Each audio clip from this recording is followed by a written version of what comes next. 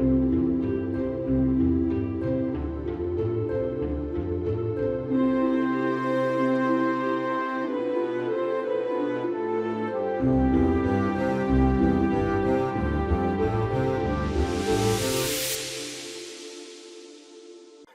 to this episode of Samvadanam.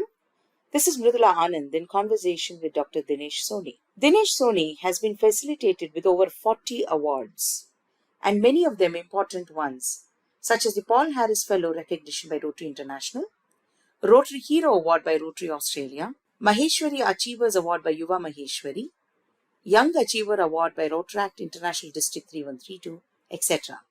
He has a vast work experience and is currently the head of the department at MIT College of Science and Computer Science Studies at Latur. He is a visiting faculty at MIT Jansanwad College, has been a trainer and HR associate at Enavota. He has multiple publications under his belt. He's published close to 16 books so far on topics of psychometric testing, history and mythology, also effectiveness of psychometric testing as a toolkit for human resource management, psychometric testing, all that you want to know, Hanuman Chalisa, Marathi translation and detailed explanation of the Hanuman Chalisa. He has also participated in multiple social activities and has been a prolific researcher and documentarian. We welcome Dr. Dinesh Soni to this episode of Samvadanam. Welcome to this Samvadanam. Samvadanam deals with not only the art of, multiple places, especially in India, but also the deep culture and heritage that each of these represent. Towards this, I am extremely honored to have Shri Dinesh Soni with us today, a veritable expert on a lot of temple architecture. And it's so wonderful to have you. And the fact that you're willing to spend this time with us to share your knowledge is something that we really deeply appreciate. Thank you, Dinesh ji, for joining us. Thank you. Thank you. It's a pleasure for me as well to be part of this show. Thank you so much. We are very keen to hear from you specifically on, some of the temple and culture of the Marathwada. But before we begin, can you give us a brief sort of an overview about, some historical background perhaps of this region, so we tend to understand where you are coming from? Yeah. So Marathwada is basically part of South Central Maharashtra. It comprises of 8 geographical districts, 8 revenued states right now. And the place has histories ranging from 2nd century BCE. It was part of Dakshin Desh part of Satvana dynasty.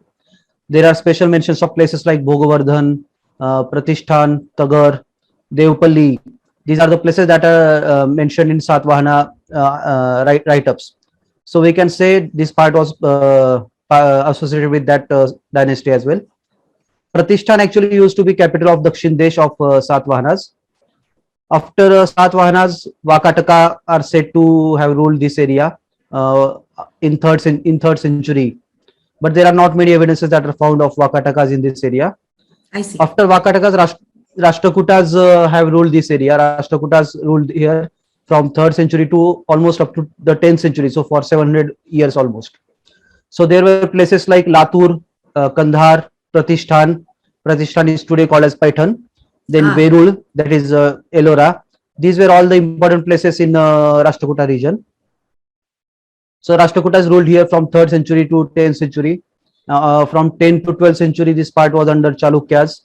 There are many evidences available of Chalukya ruling this place. And especially Hottal and Ter were very important places during Chalukyas. After Chalukyas, Yadavas ruled from 12th to 13th century. Devgiri, current day Aurangabad, was their capital. And after 13th century, Alauddin Khilji attacked this area 3 times, 1294, 1304, and again 1315. So Alauddin Khilji attacked this area thrice, and after that, the area was totally under Muslim invaders, Muslim rulers, up till the end of their rule, that is up to 1947. Okay. In fact, this all region was also part of Nizam's geographical area. Oh wow, that's very interesting. Coming from Hyderabad, the reach of the Nizams, which is fabulous because their extent of territory was huge. Right. And given that, you talked about Khilji attacking and being under, his rule, there must have been a lot of culture or, architecture that was destroyed then, right? We must have lost quite a bit. Yeah, right. Right. We have destroyed a lot of temples. Whatever remaining right now must be around 10% of what actually existed there. Oh my So God. what we have now is only 10% of whatever there was. That is so unfortunate. That is so unfortunate. And Yeah. you're mentioning Yeah. that, we have a lot of evidences earlier. What sort of evidences? Like, where do you pick these or cull this information from? Mostly there are evidences like stone inscriptions. On stone inscription, the rulers used to write whenever they used to give donation to a particular temple or a particular village. They used to give donation to, or they if they fought any war in that area, that was usually mentioned in the stone inscription. Apart from that, there are also some copper plates that are found in this region. There are some manuscripts of different books that are found. There are some evidences from different travelers who visited this area. So there are mentions of Tagar Nagar or Pratishthan in the write-ups of those travelers. Some European travelers or some travelers from China, they have visited these places. So those are all kind of evidences that we refer to mostly. Fantastic. I mean, there are just so many sources Yeah. that you mentioned. So I'm sure, your research involves going through so many of them. But which is very true, because we sort of depend on a lot of traveler accounts. Honestly speaking, we don't have perhaps access to clear accounts from our country. But, when travelers come, they sort of give it a vivid background, right? And Yeah, exactly. right, and they tell you a lot about the culture, also the living conditions of people, and simple things like what was happening day to day, which is fascinating, especially, as a dancer. When I look, a lot of these writers talked about the dancers at that point of time in South, so we get this visual imagery of what they used to do. And something like that, I'm sure, is available. But right now, what you base upon is more on the existing sculptures, right? Whatever existing Right. temples that you have. So can you tell us a little bit about the temple architecture perhaps in the region? Yeah, the region actually has many different kind of temples. We mostly know about the Ellora cave temple. Most of the temple lovers will know about True. Ellora cave temples. Yeah, so that is the UNESCO World Heritage Site, and that is based in a place called Veru, close to Aurangabad. So along with that Ellora cave, there are many other cave temples in this region. So when we talk about temples in our region, in Marathwada region, we have to start from the earliest stages, or the earliest temples. Those are cave temples. So apart from Ajanta and Ellora cave temple, there are many different caves. Like there is Kharosa caves in Latur district. There are Dharashiv caves in the present day Usmanabad district. There are Ambezogai caves in present day Beed district. In present day Nanded district, there are Seur caves, as well as there are some caves in Aurangabad city itself. There are Pitalkhora caves or Bhokardan caves. So there are many different kind of cave temples in this region. Most of those cave temples were built by Rashtrakutas between 3rd and say 7th centuries. And most cave temples are mix of Hindu as well as Buddha as well as Jain icons, or what we can say, idols. So they tell many stories from Hinduism, many stories from Buddhism, some stories from Jainism as well. Right. So it's kind of a mix of all the three religions. And in fact, some of those caves are also attributed to Vakataka period. So though there are not many evidences available, apart from some evidences in Ajanta caves, there are not many evidences available about Vakataka having built any of those caves. But some historians tend to provide some credit to them as well. So after I'm sort of a little surprised. You seem to mention so many cave temples, but go ahead. My question will come a little later, because this is intriguing. No. No, you can ask the question. Okay. So my question is then, we hear of a few, as you correctly said, Ellora and a few others are quite popular. So then what about the other cave temples? I mean, what is their condition, or what is the reason for them not coming into the limelight? Is it just the way they've been maintained, or they're destroyed? What is the issue? There are there are a combination of issues. There are many cave temples, close to 500 cave temples in Maharashtra itself. Especially there was a dynasty called Andhra dynasty, or we also call them as Satvana dynasty. So they provided a lot of political support as well as financial support to building those caves. And most of the caves in Maharashtra as well as Telangana were built during those period. We can talk about the caves near Guntur, or the caves near Pune, Lonavala.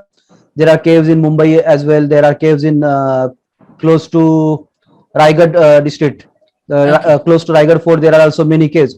So most of those caves were built during those times. But what happened later was, firstly, they were not maintained properly. The local villagers did not take good care of those caves. So many of the sculptures or many of the idols are now very much have a lot of corrosion there. So we cannot clearly identify all the icons. Yeah, there, if some history lovers like me go there, they will easily identify most of the idols. But if a layman goes there and tries to see those caves, he won't be able to identify all those sculptures and idols. So that is one reason that the caves are not maintained properly. Apart from that, even the government is not very keen to have good care of those cave temples, because if we talk about Ajanta or Ellora or Elephanta, those are like Ellora is a mixture of more than 120 caves. There are more than 120 caves in that single complex. So that is a very important place from heritage point of view. But when we look at smaller cave temples like Seur, I mentioned in Nanded district, there are only Correct. 3 or 4 caves. Yeah, in Kharosa, close to Latur, there are around 10 to 12 caves, and those are also, most of those caves are not very articulate in terms of arts and sculptures. So that's one reason. Firstly, there are not many travelers who are willing to visit those places. Secondly, they are not kept very well. And thirdly, the government as well is not really doing what it is to the extent they are supposed to maintain those caves. So it's a combination of all these reasons. That's so unfortunate. Perhaps if they actually made a good plan of visiting these caves and maintaining them, there'll be more footfalls. People will know a lot more about these caves. There'll be more people coming in and out. But honestly, I also feel a lot of the public are not responsible in public monuments, because Yeah, they themselves, right. they scratch their name. I was here, or they draw something Hmm. graffiti. That's very unfortunate. Yeah, They realize we'll never get those sculptures back, or even those temples back. Once you lose it, it's very difficult. And so the current situation basically of these temple caves are quite, most of them are in derelict condition, but a few that have like uh, yeah, some national view, they are generally maintained much better, right? And yeah, uh, yeah. They are generally limited. yeah, which is very unfortunate, I think, because a lot of us actually have not even heard of half these caves that you mentioned right now. And I'm sure, Right. it's not the lack of interest, but it's also a lack of the ease of visiting these caves, because, you need uh, Yeah, some sort of an itinerary or a journey to visit these caves. Plus, you need to have some knowledge of the region, because once you walk into a temple, exactly. yeah, as you said, you can Mhm. identify, but when a goes in like me, we most probably will not connect with half the sculptures, or not understand, because they would have been defaced or broken, right? So Yeah, it's also very unfortunate. But can you also mention a little bit about, the various sculptures that can be seen, in the temple walls, or even in the pillars, or even in the caves in that particular yeah, region, given that yeah, you're able to understand those sculptures much better? yeah.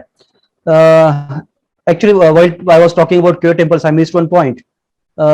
Just a couple of weeks ago, there are some 7 to 8 caves that were identified in Devgiri Fort. There are some of India have identified 8 caves that were not known so far. So Oh, they are doing also some research there. If we talk about the sculptures that are in this area, before that, I would actually go through some other temples. I will mention some other temples as well. Is it okay? yes, absolutely. Please go ahead. Yeah. So while we were talking about cave temples, so that was the era from 3rd to 7th century.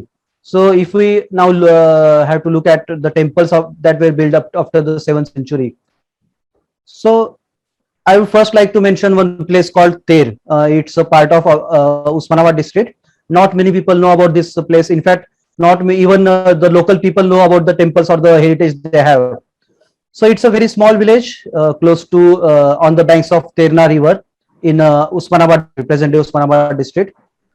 What happened was, there were few European travelers, or before them there was a traveler from Egypt who traveled all the way in India in the first or second century probably, and he had mentioned a few places in his write-up. So in 19th century, there was one particular researcher, Dr. Kazins. He came to this region, trying to identify the places that were mentioned in that book. So in 19th century, he came to a small, very small village called Ter, and there he discovered many ancient temples that were existing in that village. Oh, And after that, also some excavations took place in that area. Many sculptures were also later discovered during those excavations. So this is the only place in our region, in Marathwada region, where we still see a temple built by Satvahan area, because Satvahanas were mostly associated with cave temples. They did not build many standalone temples that in that times.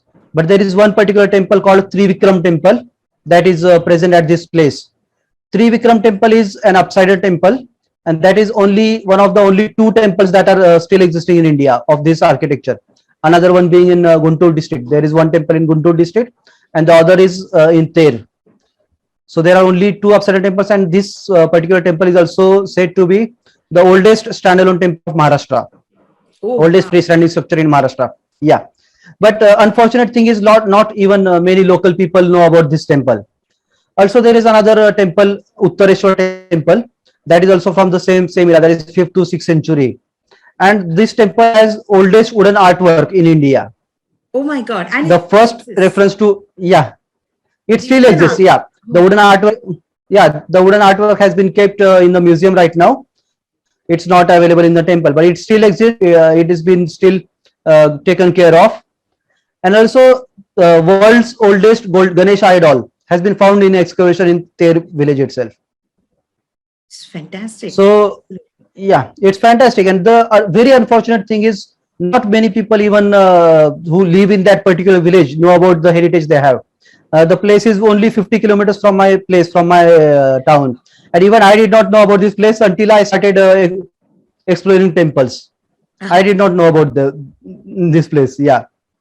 No, but it's really nice, no? At least the amount of interest that you Yeah. have to discover these areas or even these temples, at least the step has been taken now. That I think we should at least appreciate. The fact that you're looking at these temples, Yeah, exactly. you're discovering them. Exactly. Otherwise, I think it would have just been disregarded as some old structure, not even seen the beauty of how old it is, right? Right. I remember when I'd gone on some foreign travel and somebody suddenly stopped and they said, oh, you know how old this building is? It's 70 years old. And I was about to say, you know how many 1,000-year-old buildings we have. But the fact that they are able to point something there to that's something that is, relatively old for them, and to maintain it and to take pride in it. I think that is something that we distinctly have lost over a period of years, Exactly. centuries. Exactly. Yeah. But one good thing about this village, this particular village that I was mentioning there, is that there was one person called Mr. Lamture, and even before the government took up some excavations, or Deccan College took up excavation there, even before that, many people would used to find some small idols or stone sculptures in those in the farms when they used to do farm, when they used to do any digging in their farms. They used to find many things, and most of those people were not really keen on identifying what it is. They just used to say, "हाँ कोई तो पुरानी चीज मिली है," that's it. And there was one particular person called Lamture who used to collect all these things. Even he wasn't very sure about its importance, but he used to think that yes, this, if it is somewhere underground, it has to be something important. Maybe Right. someday someone will come. Maybe someday someone will come asking for them, and that time I would be a hero for them.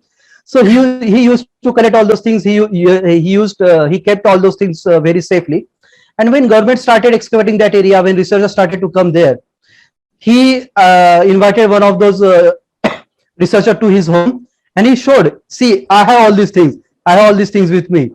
And that was the time the government realized, oh my God, this place is so old. This place is so ancient. And we have so much heritage here. So after that, all those things were taken over by government. They kept very safely in a museum, and the museum is named after that particular person, Mr. Lamture. Oh, that is so wonderful. And it's Yeah, so just yeah, sheer luck that he decided to collect all yeah. this. But you know what is wonderful is that he decided to collect and keep it. Perhaps he didn't realize how old, or the knowledge of how ancient Yeah, exactly. people. But the fact that he even kept it safe instead of throwing it by the side, saying that it's some old idol, it's broken, or it's gone, it doesn't matter. That is some blessing, I think, that came for that region also, right? And now when Yeah, yeah, it tells you stories, right? It didn't mean anything to him, but to you it tells you yeah. stories, right? Right, right. So ahead from the Ter or the early Satvahana temples. So after Satavahanas, Vakataka are said to have ruled this region, but there are not many evidences. So we can skip the sculpt. In fact, there are no structures that were built from Vakataka in this region. So the second way of building temples actually that are still visible are, sorry, so those are from 10th to 12th centuries, and those are from Chalukya temples, the temples built by Chalukyas. So those are mostly in Nagara style architecture, and they are made from stones with sculptures on walls and pillars. So there are not many temples that are still available from this area, from this era, Chalukya architecture. But there are few available, and those that are available right now can be divided in two parts. There were some temples that were built in early times of Chalukyas. So they used to have only one Garbhagriha, and the temples that were built in later part of Chalukyas used to have three Garbhagrihas. Three Garbhagrihas that were connected to a single mandapa, single Baya mandapa. So if we talk about a few temples from this era, there is one temple in Anwa, that is in Jalna district. There is a Kedareshwar temple in Dharmapur in Bid district of today's days. There is a Vitthal temple in Pangaon, that is in Latur district. There is Aundanangnath. Aundanangnath is rather popular in Shaiva traditions because it's considered to be one of the 12 Jyotirlingas. So that's why Aundanangnath is a little known to many people. But the other temples like Siddheshwar and Someshwar in Huttal, that is close to Maharashtra and Telangana border. There is a temple called Dharasur in a place called Dharasur in Parbhani district. So all these temples are not really very much known. And if we see the temples that have three Garbhagrihas, there is a temple called Nilkanteshwar in Nilanga, that is close to Maharashtra Karnataka border. There is a temple of Kankaleshwar in Bid. There is a temple in Umarga, Manikeshwar, or Vadeshwar, Keshavpuri. These are very magnificent, very beautiful temples that have a very grand model. There are three different Garbhagrihas that are connected to one common Baya Mandapa. So the temples are very grand, the temples are very beautiful, but unfortunately not many people know about those temples. And after 12th century, after Chalukyas, there was a time of Yadavas. So Yadavas have built some temples they are very similar in style with the Chalukya era temples. But only difference is there are not much decoration on outer walls, on the pillars. There were only single Garbhagrihas, single mandapas, and those were the temples that were built by Yadavas. And after the later part of Yadava in 14th century, there was a Pradhan called Hemadri Pant. He was the prime minister in Yadava's Darbar, and he developed a distinct style of building temples. This style is today known as Hemad Panthi. It's known after the person Hemadri Pant. Yeah. So even in Telangana, you see a lot of Hemad Panthi temples because Yadavas have also ruled a wide area in Telangana as well. So in Marathwada, we can see Amleshwar, Sakleshwar, Kholeshwar. These are the three temples in Ambejogai town in Bid district. There is a temple of Narsiha in Raher in Nanded district, and a temple of Nagnath in Pali in today's Bid district. So these are various temples that are built by Yadavas in this region.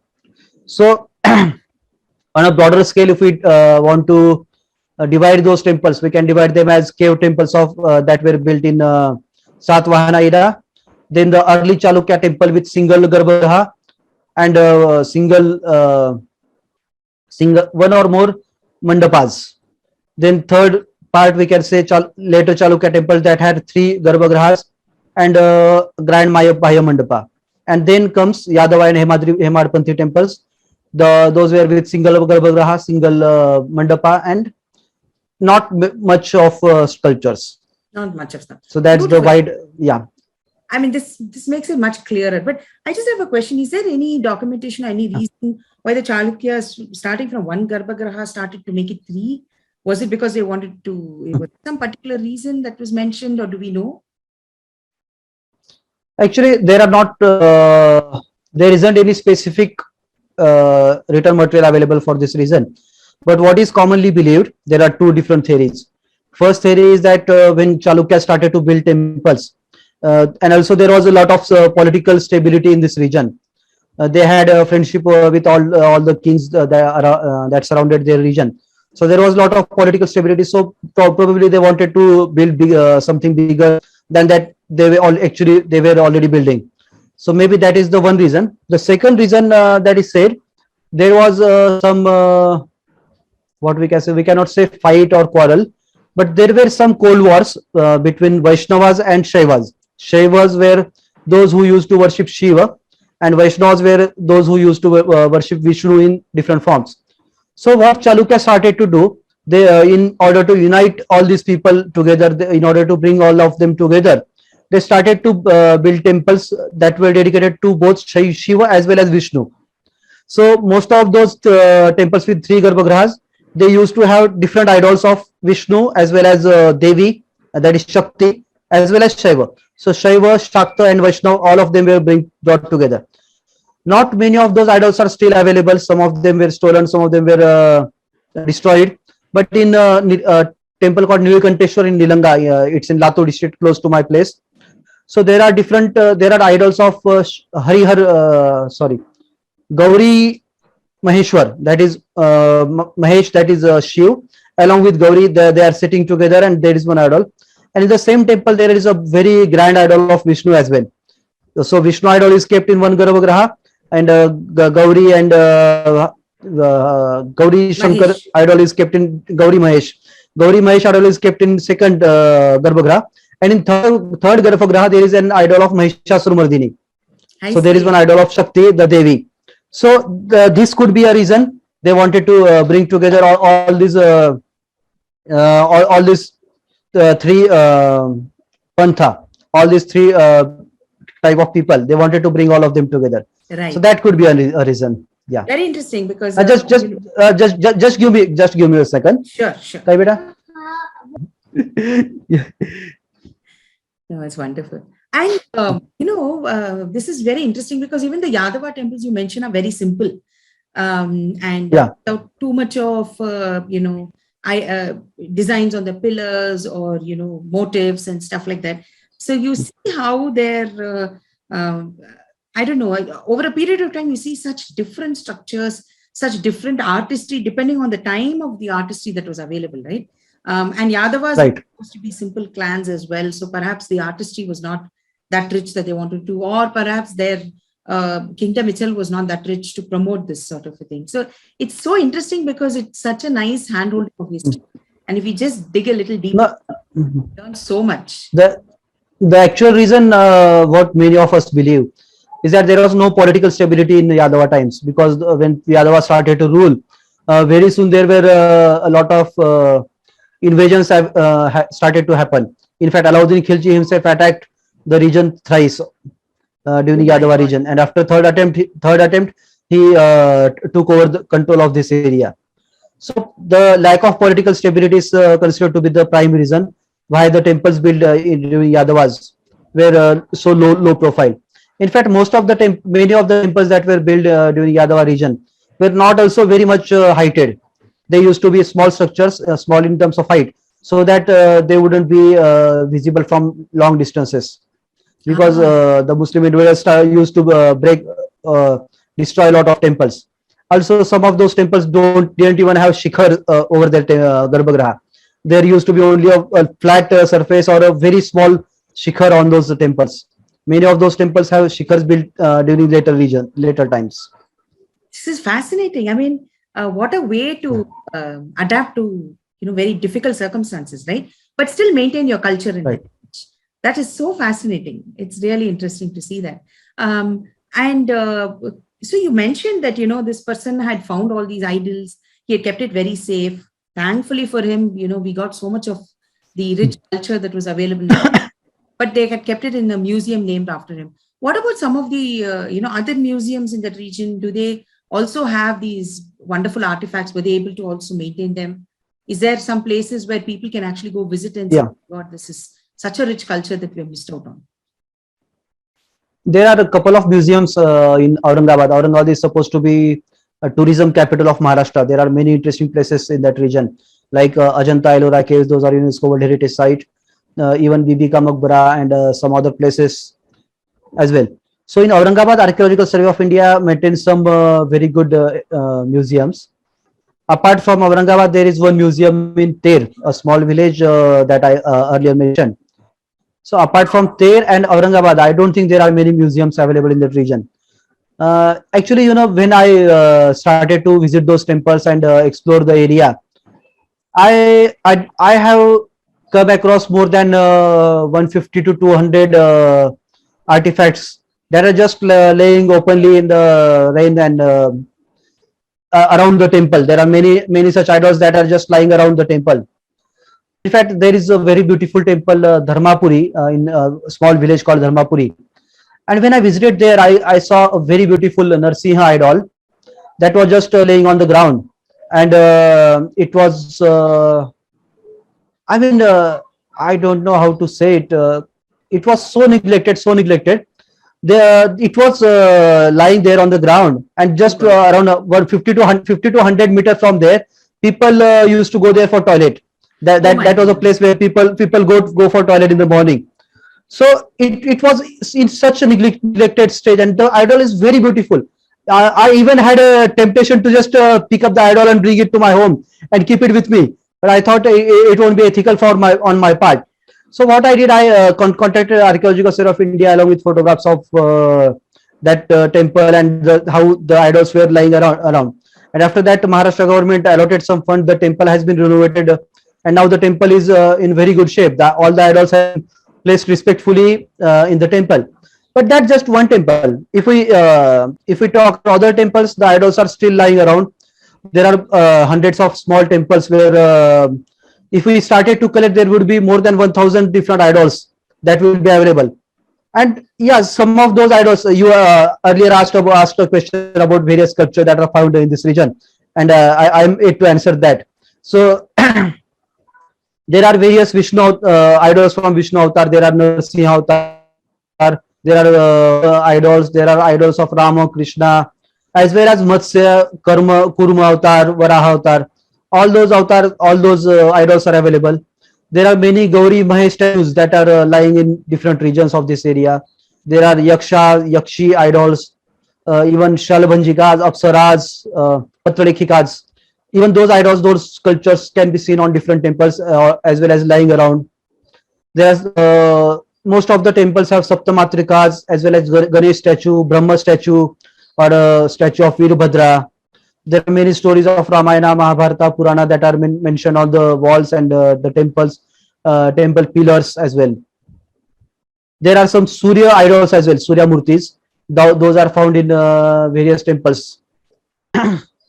And there are some Mithun Shilpas, Shilpa of couple. There are Ghatpallas. Ghatpalla is like what, I don't know the English word. It's in today's day we use a pot in which we keep water. Yes. For the worship. Yeah, so that's basically what Ghat Pallava is. So many kings used to carve those pot in sculpture as well as in temple pillars. There are many also Kirti Mukhas are many seen at many temples. There are especially Satishiva and Virgal. They are very abundantly found in different villages, different temples in this region. And all of those idols, all of those sculptures are just lying around in different under a tree or somewhere in a corner of a temple, or sometimes even laying around in farms. Oh my So God. that's, yeah. So that's the position in the region today. But there has been some effort to try and get them into, proper temples, or, make sure that they are not lost. So is that effort going on strongly, or that requires a lot more, I guess, people and. It requires a lot more attention, because just let me give you an example.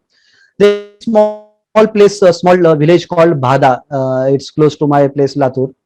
And from one friend, I heard that there are many virgas in that kept outside a temple in that region, in that village. So I went to that place to find out those temples, those virgas, as well as there are some inscriptions, stone inscription also. I was told about. And when I visited that village, I started to look around for those virgas. I visited different temples in that village, and I could not find anything. So then I started to ask villagers about the virgas that were there. So first of all, not many people knew what virgal means. So I have to describe them. I have to show them photographs of different kind of virgals that I had seen in other places. So after asking about around 10 to 15 people, one of them told me that yes, we had some 20-30 stones like this, and we used those stones for constructing the temple. So they actually broke all those stones, and they used that Oh my God. that to build the temple. Yeah. So that is kind of how people are taking care. I mentioned about a place called Dharmapuri, where a temple has been recently renovated. So there is another temple close to that Kedareshwar temple that has been renovated.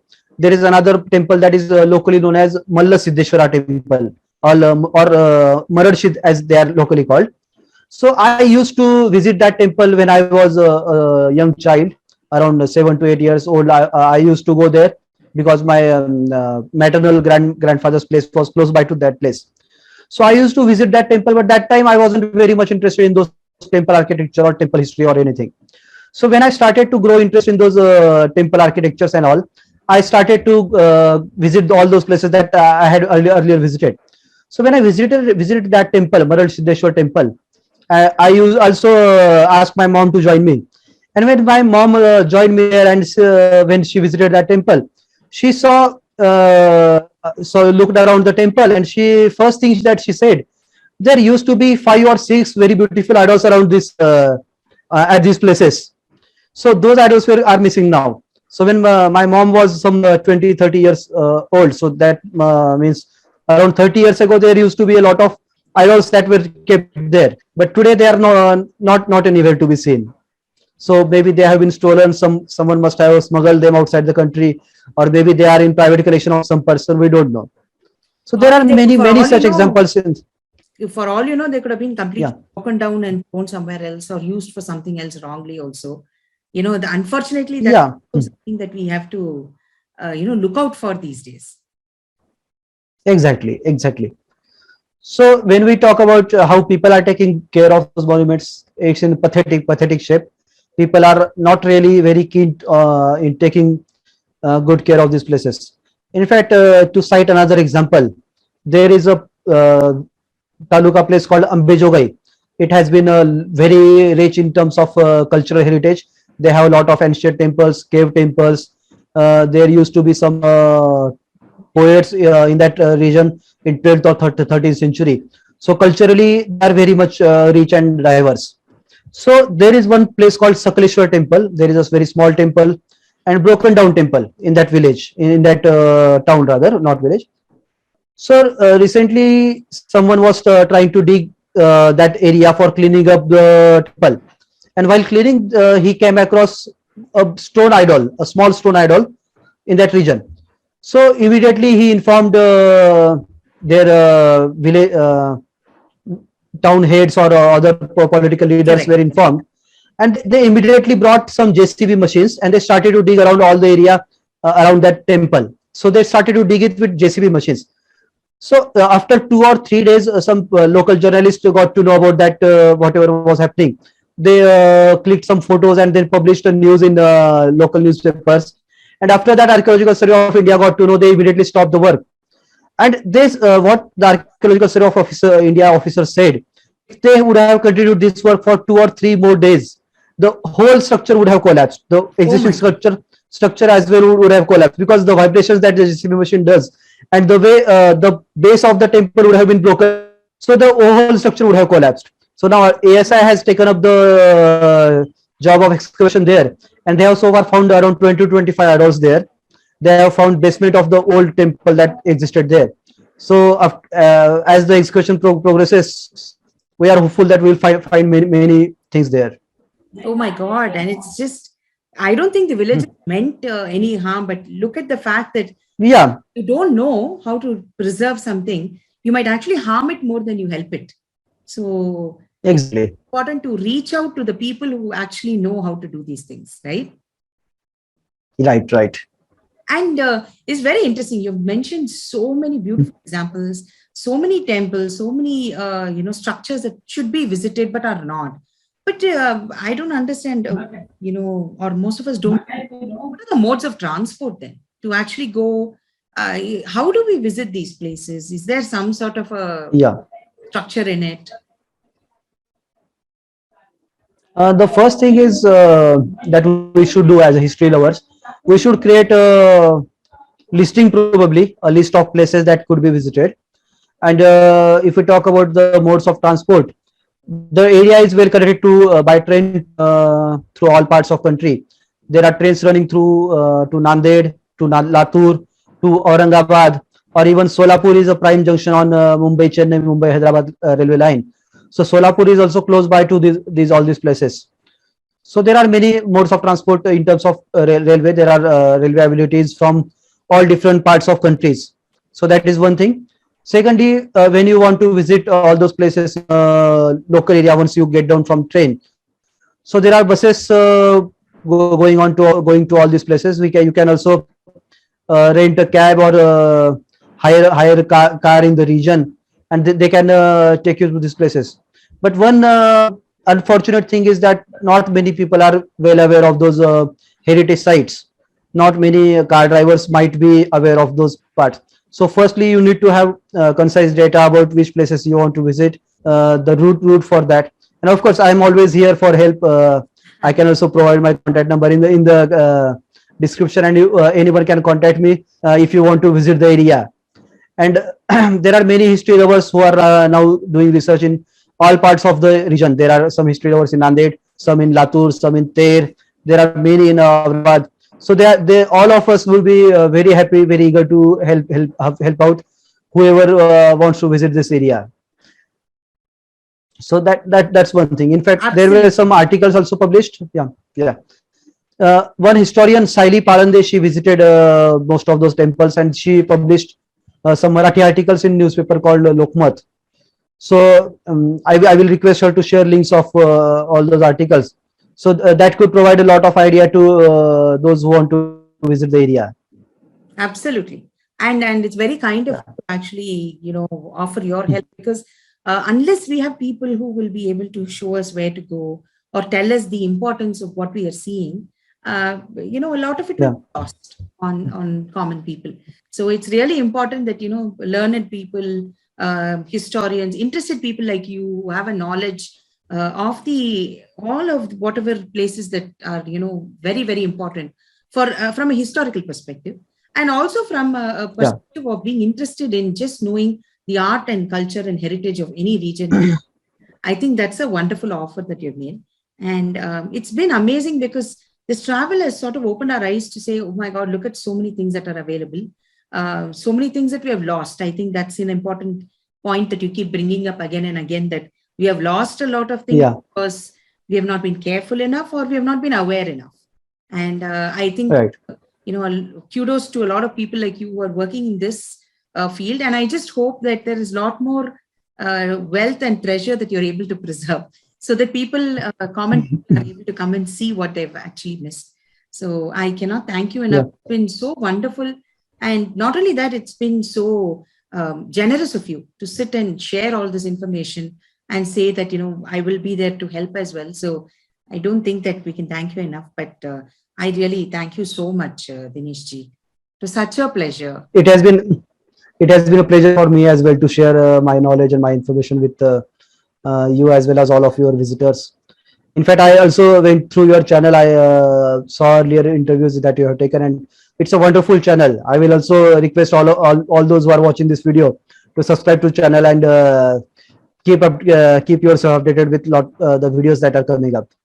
That's so kind of you. Yes, my small work to try and document a lot of people's thoughts also and information, because one thing that we learn is by talking to people. Because I always assume the person I'm talking to knows a lot more than me. So it's a great learning. Yeah, it's never like that. Everyone has knowledge from different fields. Absolutely. Everyone has good knowledge. Yeah. Absolutely. And only when you talk to them, you understand so much from their perspective. So every day is always a learning. So thank you so much, Dineshji, and thank you for spending your time with us and with Samvadanam as well. Thank you. The pleasure is all mine. Thank you.